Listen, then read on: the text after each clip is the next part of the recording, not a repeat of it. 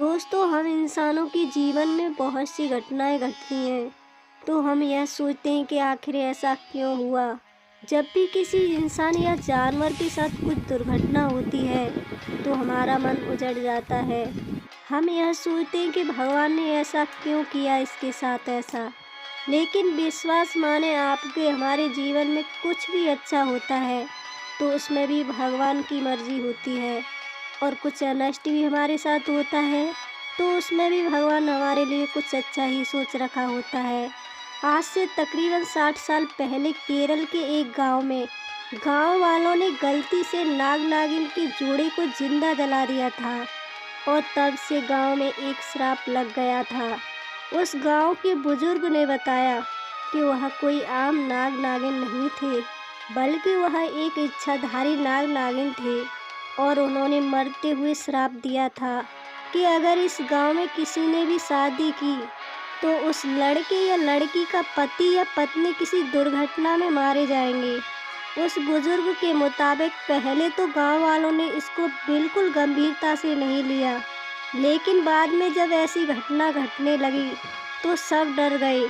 अब उस गांव की हालत ये हो गई कि कोई भी उस गांव में अपने लड़के की शादी नहीं करता था, और ना ही गांव की किसी लड़की की शादी किसी दूसरे गांव में हो रही थी। ऐसे में गांव में लड़के और लड़कियों की उम्र बढ़ने लगी।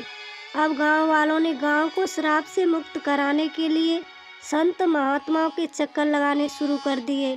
फिर अंत में संत महात्मा से एक तपस्वी संत ने बताया कि आप आने वाले नाग पंचमी से पहले गांव में भगवान शिव की बेटी मनसा देवी का मंदिर बनवाओ, और नाग पंचमी पर उस मंदिर का उद्घाटन नाग साधुओं से करवाओ, और उनसे ही मंदिर में मूर्ति का प्राण प्रतिष्ठा भी करवाना। उस दिन नागों को ढूंढो, उनको दूध पिलाओ और उनसे अपने अपराध की क्षमा मांगो। मनसा देवी अगर प्रश्न हुई तो गांव श्राप से मुक्त हो जाएगा। गांव वालों ने साधु की बात मानकर ठीक वैसा ही किया। गांव वालों ने मनसा देवी का एक विशाल मंदिर का निर्माण नाग पंचमी त्योहार से पहले करवाया, और जैसा उस संत ने बताया था, गांव वालों ने नाग पंचमी के दिन नाग साधुओं को गांव में आमंत्रित किया और विधि विधान से पूजा पाठ करवाया। नाग साधु प्रसन्न हुए और उन्होंने गांव के शुद्धिकरण के लिए नाग नागिन के जोड़े की शादी करवाई और उनसे माफ़ी भी मांगी।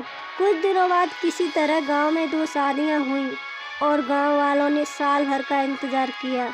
और जब साल भर तक नए जोड़े के साथ सब कुछ कुशल मंगल हो रहा था, तो गांव वाले समझ गए कि गांव अब श्राप से मुक्त हो गया है। इसके बाद उस गांव में आज तक किसी ने सांपों को मजाक में भी नहीं मारा, और गांव में नए जोड़े के साथ सब कुछ कुशल मंगल रहता है।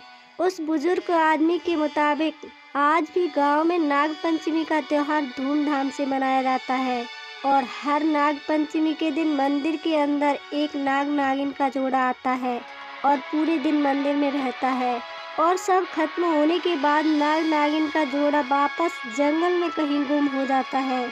तो दोस्तों, आपने देखा कि किसी भी सांप को मारना आपके लिए कितना भयानक साबित हो सकता है। इसलिए सांपों को जब भी देखो उनको प्रणाम करो। उनको मारने के बजाय कोशिश करो कि उनके आसपास के किसी जंगल में उन्हें छोड़ दिया जाए। अभी के लिए बस इतना ही।